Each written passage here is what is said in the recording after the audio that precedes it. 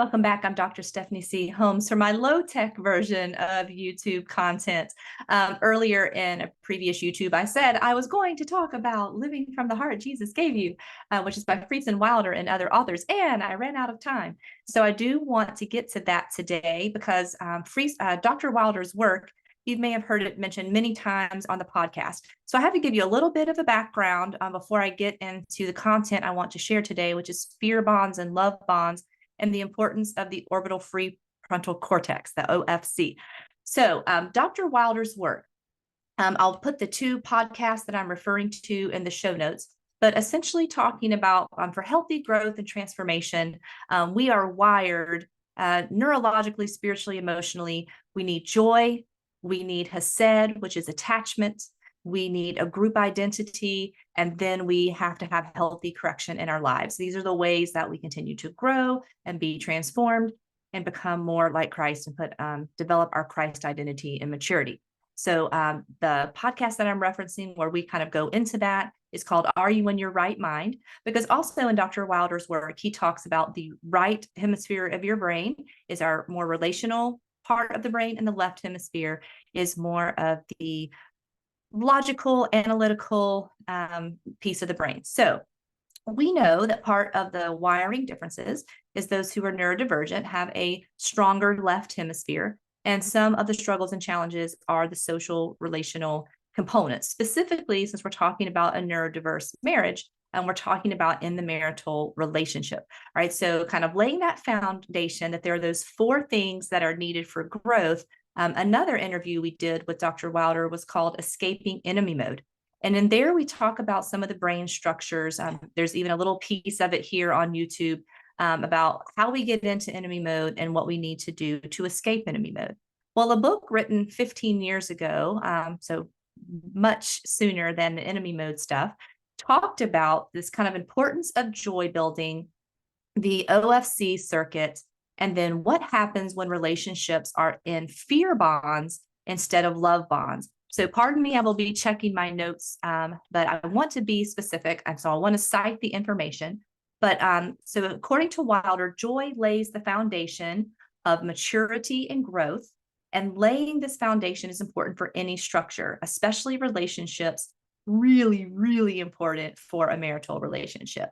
So it says a person without a firm joy foundation cannot withstand the stress of breakups, loss, or negative feedback, or be able to survive the pressure of growth and maturity. So part of Wildrer's work talks about in our home, we need high joy and low trauma. And he defines trauma in two ways, trauma A and trauma B. Trauma A is when we are having to go without the good things that are necessary that we need. So that might look like abandonment, rejection, not being able to be emotionally connected. That's a lack of something that we were wired that we need.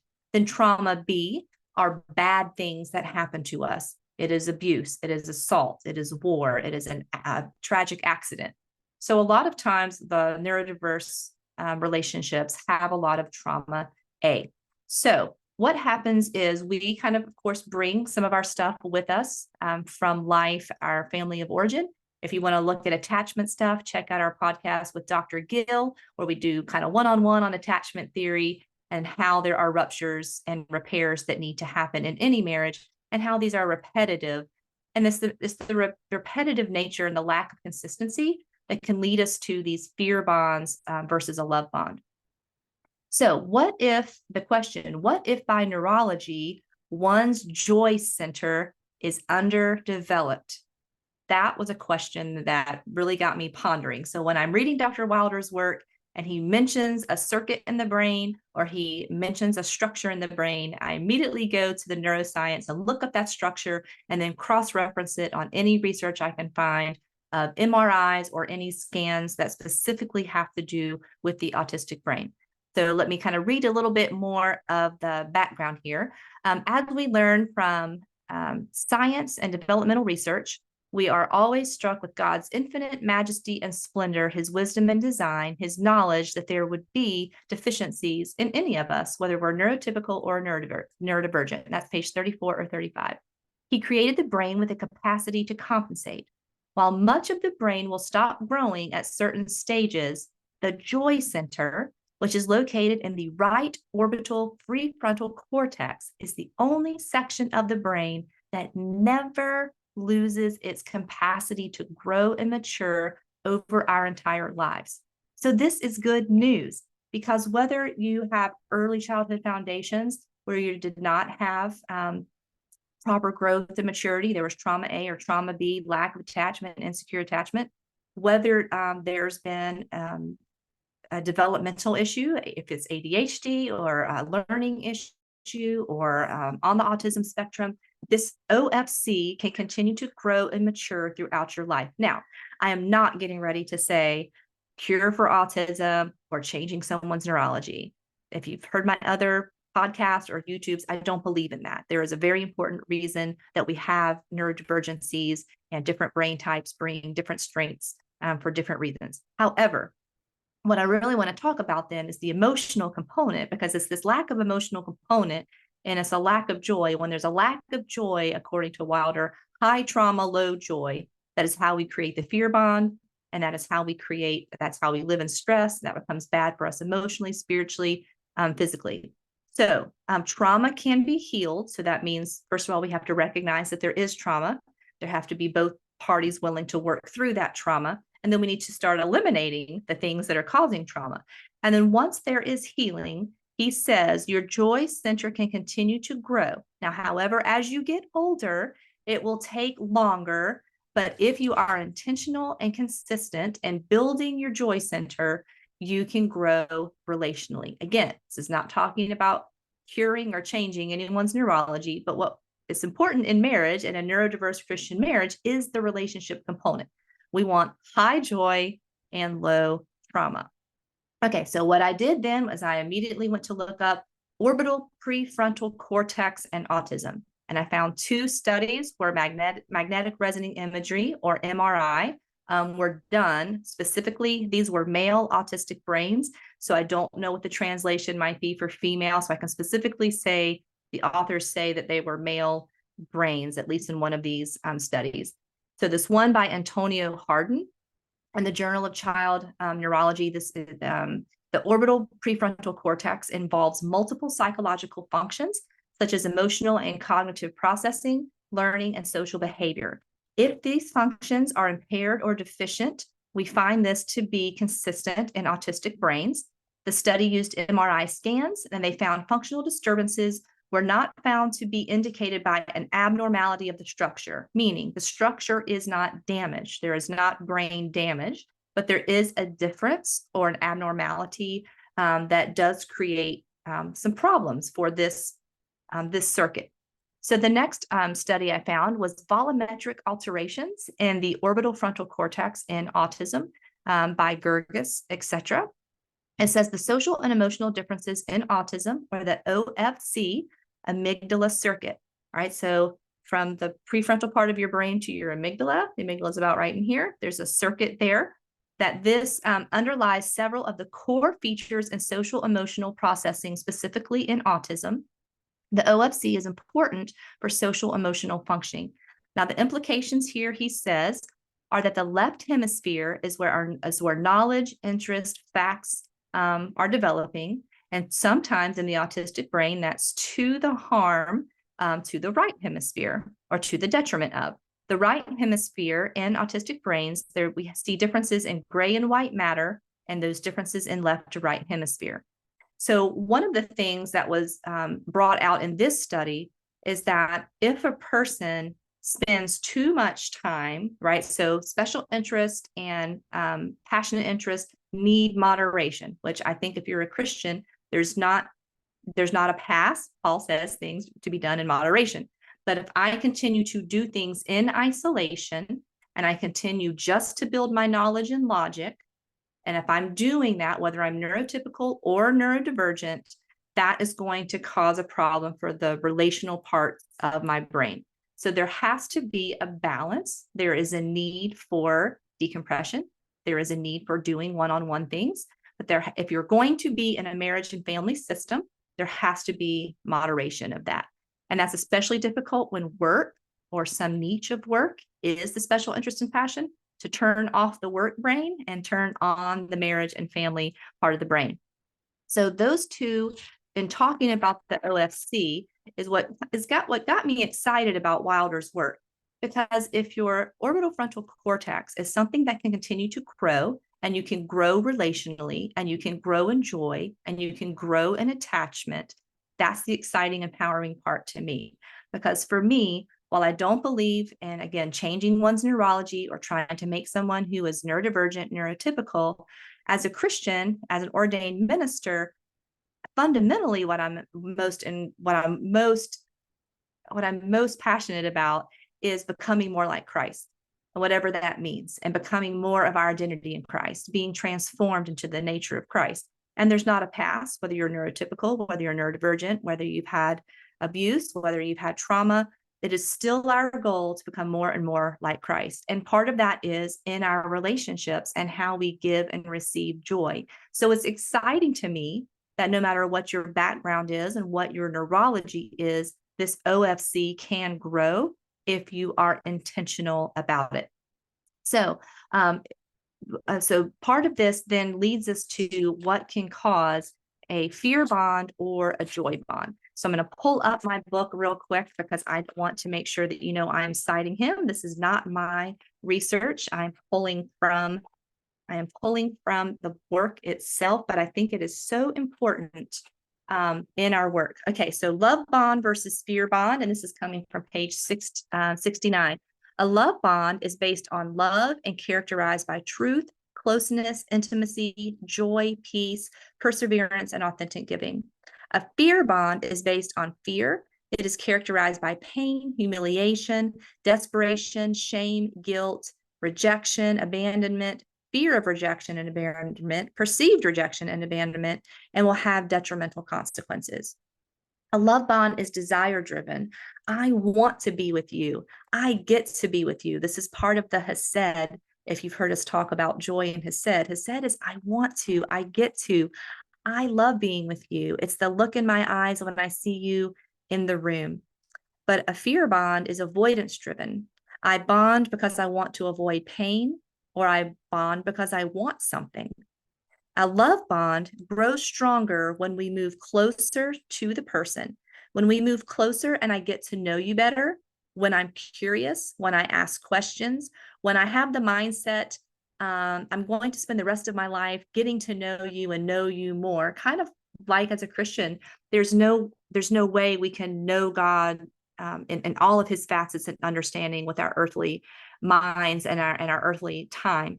But we spend our life, we spend days, we spend our mornings, we spend time getting to know God, more about God, by sermons, by podcasts, by music, by spending time with him, by reading scripture.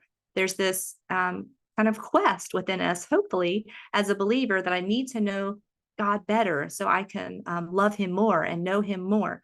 It's that same thing in marriage. I want to spend time with you to get to know you, ask you questions, and I'm going to spend my lifetime trying to figure it out.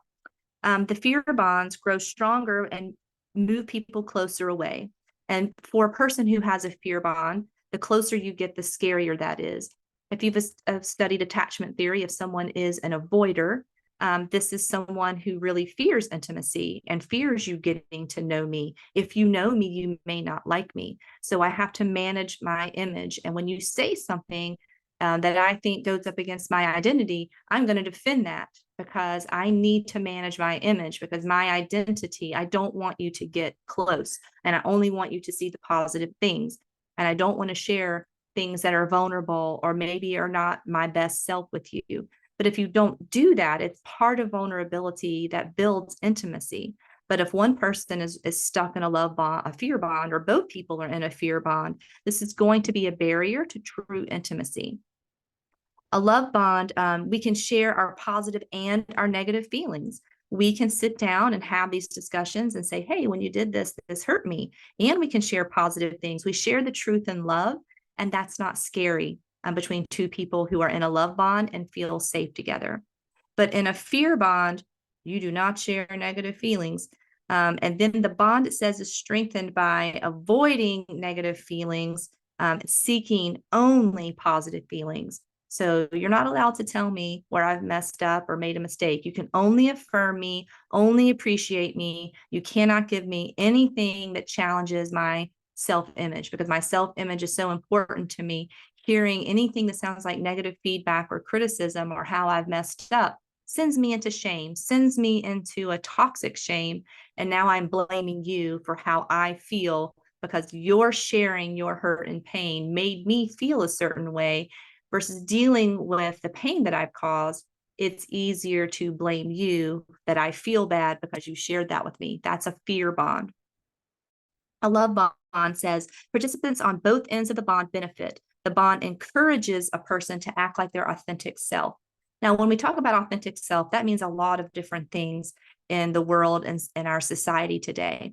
When we're talking about our authentic selves as a Christian, we are talking about our authentic identity in Christ based on the fruits of the Spirit. I am who I am. I have a temperament. I have a personality, but that doesn't get just to dictate. I have a neurology, but that doesn't get to dictate how I behave and treat people. There are certain standards in Christianity and in our relationship with Christ on how we treat others.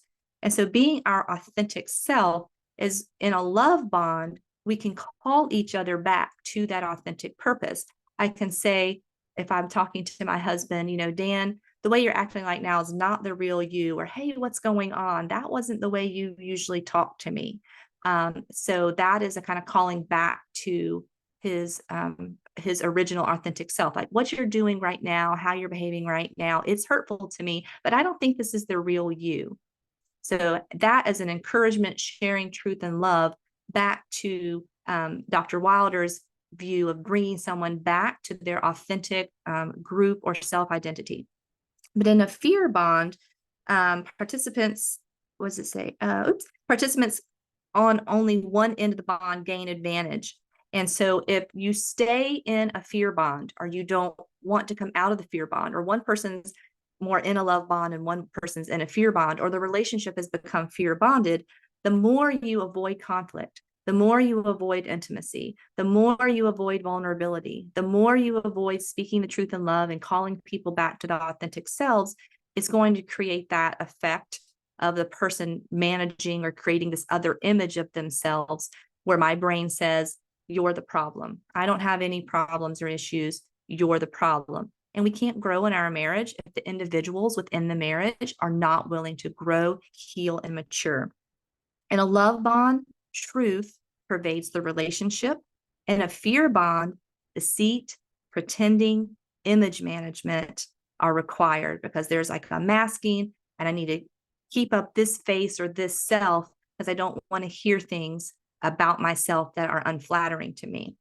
In a love bond, they continue to grow and mature people, equipping us. We are equipping, if we're in a love bond and we speak the truth in each other, we're equipping each other. It's iron sharpening iron. I can say things about areas that need improvement, and he can say things to me about areas that we need improvement. But we don't do it in a shame, humiliating way. It's in a because I love you and I want you to grow and I want our relationship to grow. Now, a fear bond increasingly restricts and stunts growth. It keeps people from finding their heart, from finding their authentic self, and being able to grow and mature in their Christ identity. And finally, a love bond operates from the front of the brain, right? Back to why I talked about the OFC. The love bond comes from the joy center of your brain, and neuroscience shows that one of these centers is the orbital prefrontal cortex. And what this part of the brain also does is not only build joy in others and joy in relationship, but helps me know when I'm acting like my true authentic self. And again, for Christians, that's our Christ identity, not just my temperament, personality, and neurology. A fear bond operates from the back of the brain. It operates from the amygdala. It operates out of fear, fight, flight, freeze. The fear bond says, how do I get what I want, or how do I avoid pain and discomfort? And so based on which part of your brain, whether you're neurotypical or neurodivergent, that is very important. If you want to come out of a fear bond and build your marriage into a love bond, there are steps that you can take. this is a great book. It wasn't on the resources because I was just given this book 2 weeks ago by my pastor. Shout out to Pastor Angie. So this is another one of Wildrer's works that really feels like a missing piece on some of the how-to. And really what's important here is maturity and growth and healing, and also changing our relationships and our mindsets based out of fear to being one based out of love. Is that biblical? Yes, because we know that perfect love casts out fear. So hope that you got a little bit from this section. Again, some of the brain science stuff. What's important in bringing that in is if we, again, either person, neurotypical or neurodivergent, could have a problem in their OFC, their orbital prefrontal cortex. If you've experienced trauma, family of origin pain, there could be some issues with the OFC.